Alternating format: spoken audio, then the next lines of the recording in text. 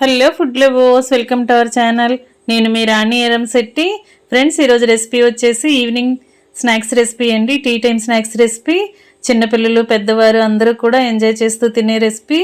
పెసరపప్పుతో రవ్వ అప్పడాలు చాలా క్రిస్పీగా కరకరలాడుతూ చాలా టేస్టీగా ఉంటాయి. మనం తింటున్నప్పుడు పెసరపప్పు పలుకులు అనేవి పంటికి తగులుతూ చాలా కమ్మగా అనిపిస్తాయి. మీ అందరికీ కూడా ఈ రెసిపీ చాలా బాగా నచ్చుతుంది. ఫస్ట్ నుంచి లాస్ట్ వరకు స్కిప్ చేయకుండా వీడియో మొత్తం చూసినట్లయితే ప్రాసెస్ అంతా క్లియర్గా అర్థమవుతుంది. అలాగే ఛానల్ని ఫస్ట్ టైం చూస్తున్నవారు సబ్స్క్రైబ్ చేసుకుని పక్కనే ఉన్న బెల్ బటన్ క్లిక్ చేయండి. ఇంకా ప్రాసెస్ స్టార్ట్ చేద్దాం. ముందుగా పెసరపప్పుని ఒక అరకప్పు వరకు పెసరపప్పుని తీసుకుని ఒక గిన్నెలోకి వేసుకోండి. దీనిని వాటర్తో బాగా శుభ్రంగా కడగండి. ఇలా కడిగిన తర్వాత వాటర్ అన్నీ కూడా తీసేసి తగినన్ని వాటర్ పోసుకుని ఒక అరగంట పాటు పెసరపప్పుని నానబెట్టుకుందాం. ఇలా తగినన్ని వాటర్ పోసుకుని మూత పెట్టుకుని పక్కన పెట్టండి. ఒక అరగంట తర్వాత పప్పు నానిన తర్వాత ప్రాసెస్ అనేది స్టార్ట్ చేద్దాం. ఇప్పుడు ఒక కప్పు నిండా సూజీ రవ్వ తీసుకోండి. ఉప్మా చేసుకుంటూ ఉంటాం కదా, బొంబాయి రవ్వ అంటూ ఉంటాం. ఆ రవ్వను తీసుకుని మిక్సీ జార్లోకి వేసుకోండి. దీనిని బరకగా గ్రైండ్ చేద్దాం. ఒకసారి బాగా గ్రైండ్ అయిన తర్వాత చూపిస్తున్నానండి. ఈ విధంగా నలిగింది కదా. ఇప్పుడు దీనిలోకి మీ ఘాటుకి తగ్గట్టుగా ఎండుమిర్చిని యాడ్ చేసుకోండి. చిన్న చిన్న ముక్కలుగా కట్ చేసుకున్న ఎండుమిర్చిని వేసుకుని ఒక టీ స్పూన్ జీలకర్రని తగినంత సాల్ట్ని వేసుకుని మెత్తగా పౌడర్లా గ్రైండ్ చేయండి. ఈ విధంగా గ్రైండ్ అయిన తర్వాత అదంతా కూడా ఒక గిన్నెలోకి వేసేసుకుందాం. ఎండుమిర్చి వేసిన తర్వాత ఎక్కువగా మెత్తగా నలగాల్సిన పని లేదండి. కచ్చపచ్చగా నలిగితే సరిపోతుంది. ఎండుమిర్చి ముక్కలు అనేవి ఇలా మనకి కనిపిస్తూ ఉండాలి. ఈ విధంగా గ్రైండ్ చేసుకోండి. మనం రవ్వ గ్రైండ్ అవుతున్నప్పుడు సాల్ట్ కూడా వేసాం కదా. ఇప్పుడు సన్నగా తరిగిన కరివేపాకును వేసుకోండి. అలాగే సన్నగా తరిగిన కొత్తిమీరను కూడా యాడ్ చేసుకోవచ్చండి. వీలైనంత సన్నగా చిన్న చిన్న ముక్కలుగా కట్ చేసుకోండి. ఈ విధంగా కట్ చేసుకున్న తర్వాత నానబెట్టుకుని ఉంచుకున్న పెసరపప్పుని వాటర్ అన్నీ తీసేసి పప్పు మాత్రమే అలా రవ్వలో వేసేసుకుందాం.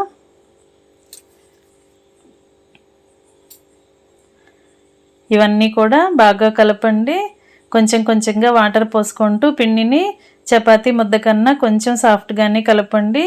రవ్వ అనేది వాటర్ని ఎక్కువగా పీల్చుకుంటుంది కదా, అవసరానికి తగ్గట్టుగా చూసుకుంటూ పోసుకుని కలుపుకోండి. మనం కలుపుతున్నప్పుడు పిండి అనేది కొంచెం పలచగానే ఉంటుంది. తర్వాత ఒక్క పావు గంట తర్వాత చూసినట్లయితే వాటర్ని బొంబాయి రవ్వ అనేది బాగా పీల్చుకుని రవ్వ ముద్ద అనేది కొంచెం గట్టిపడుతుంది. మనం కలుపుతున్నప్పుడు ఈ విధంగా సాఫ్ట్గా కలుపుకోండి. ఇలా పిండి ముద్దని కలిపిన తర్వాత ఒక టేబుల్ స్పూన్ ఆయిల్ని పైన వేసుకుని పిండి ఆరిపోకుండా ఈ ఆయిల్ని పిండి మొత్తానికి అప్లై చేయండి. పిండి అనేది ఆరిపోకుండా ఇలా మెత్తగానే ఉంటుంది. ఇలా నానబెట్టుకున్న పిండిని ఒక పావు గంట పాటు పక్కన పెట్టుకుందాం. పావు గంట తర్వాత ప్రాసెస్ అనేది స్టార్ట్ చేద్దాం. ఒక పావు గంట తర్వాత చూసినట్లయితే రవ్వ అంతా కూడా వాటర్ని బాగా పీల్చుకొని సాఫ్ట్గా వచ్చిందండి. మరొకసారి చేతితో పిండిని ఇలా బాగా ప్రెస్ చేస్తున్నట్లుగా కలిపినట్లయితే పిండి అంతా కూడా మరింత సాఫ్ట్గా వస్తుంది. ఈ విధంగా బాగా కలిపి తీసుకోండి. దీనిని చిన్న చిన్న ముద్దలుగా సపరేట్ చేద్దాం.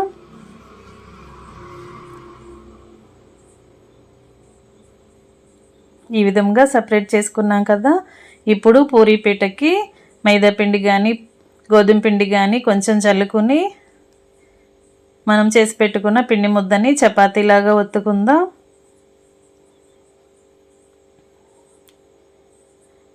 మరీ పలుచగా కాకుండా మరీ లావుగా కాకుండా తగిన విధంగా చేసుకోండి.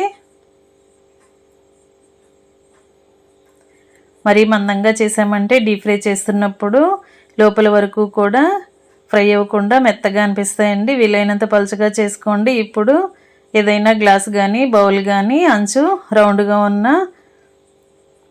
వస్తువు ఏదైనా తీసుకుని ఇలా నేను చూపించిన విధంగా అప్పడాలను కట్ చేసుకోండి. ఈ విధంగా ఒకే వస్తువుతో మనం కట్ చేసుకున్నట్లయితే అన్నీ కూడా ఈవెన్గా వస్తాయి.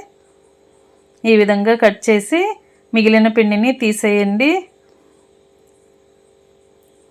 ఇలా కట్ చేయగా వచ్చిన పిండిని మరలా చిన్న ఉండలాగా చేసుకుని నెక్స్ట్ పూరీ చేసుకునేటప్పుడు దానికి యాడ్ చేద్దాం.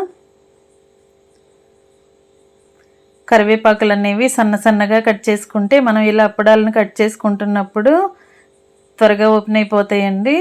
లేదంటే కరివేపాకులు అనేవి అడ్డం వస్తూ ఉంటాయి.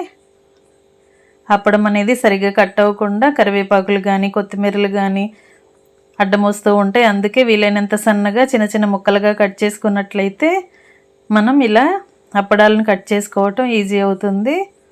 ఈ విధంగా కట్ చేసుకుని అన్నీ కూడా ఒక ప్లేట్లోకి పెట్టుకోండి. ఇదే విధంగా మిగిలిన పిండిని కూడా చిన్న బాల్స్ లాగా చేసుకున్నాం కదా, వాటిని కూడా ఇదే విధంగా చపాతీలాగా ఒత్తుకుని ఇదే సైజులో అప్పడాలను చేసుకుని అన్నీ కూడా ఒక ప్లేట్లోకి పెట్టుకోండి.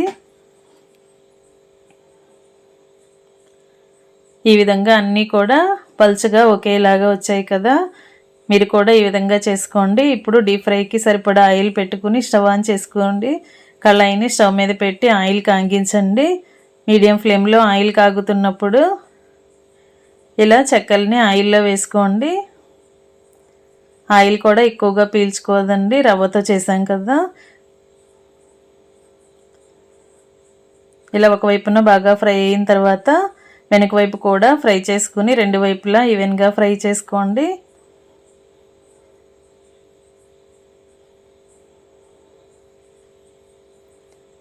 ఫ్రెండ్స్, ఛానల్ని ఫస్ట్ టైం వాచ్ చేస్తున్న వారు సబ్స్క్రైబ్ చేసుకుని పక్కనే ఉన్న బెల్ బటన్ క్లిక్ చేయటం మాత్రం మర్చిపోకండి. నేను పెట్టబోయే రెసిపీస్ అన్నీ డైలీ మీ ఫోన్కి నోటిఫికేషన్కి వస్తే ఓపెన్ చేసి చూడండి. సింపుల్ ప్రాసెస్తో టేస్టీ రెసిపీస్ని చూపిస్తాను. అన్నీ కూడా మీకు నచ్చేలా ఉంటాయి.